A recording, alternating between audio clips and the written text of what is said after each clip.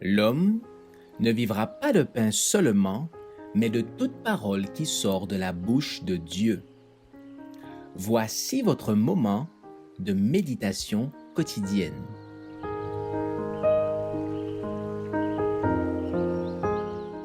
Vous recevrez une puissance.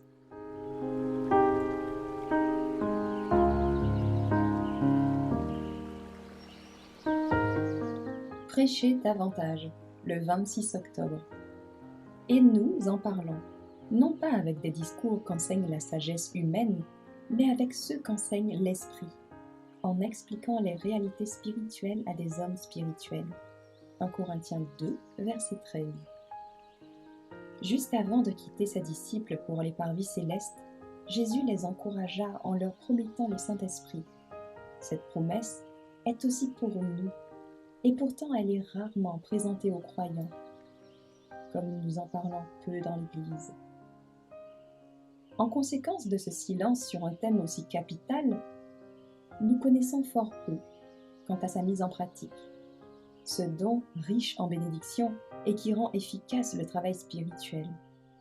C'est seulement par hasard que nous l'évoquons dans nos discours.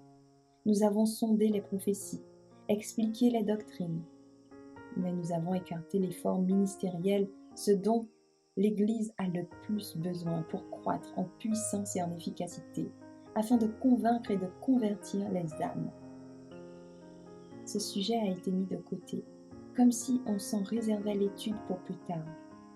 On a présenté au peuple de Dieu d'autres bénédictions et promesses qui ont finalement éveillé en lui le désir de recevoir le don promis par Dieu. Mais on a laissé s'installer le sentiment que le Saint-Esprit n'est pas pour l'Église d'aujourd'hui et qu'il ne sera nécessaire de le recevoir que plus tard. Cette bénédiction promise par Dieu, si elle est demandée avec foi, nous apporterait toutes les autres avec elle. C'est avec abondance qu'elle doit être répandue sur le peuple de Dieu. Ce dernier semble incapable de comprendre et de s'approprier les promesses de Dieu, à cause des habiles stratagèmes de l'ennemi.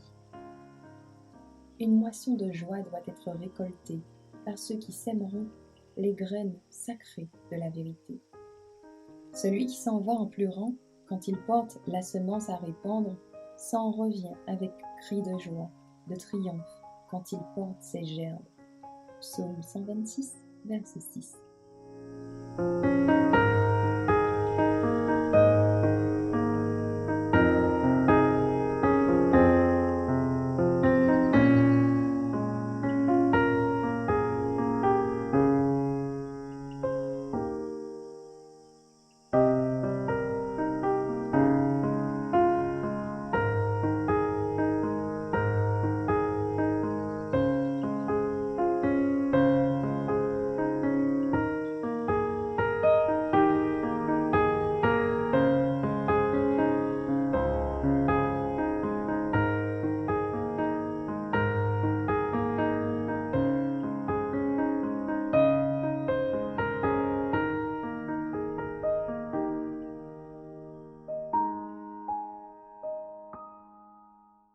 Merci d'avoir écouté cette présentation.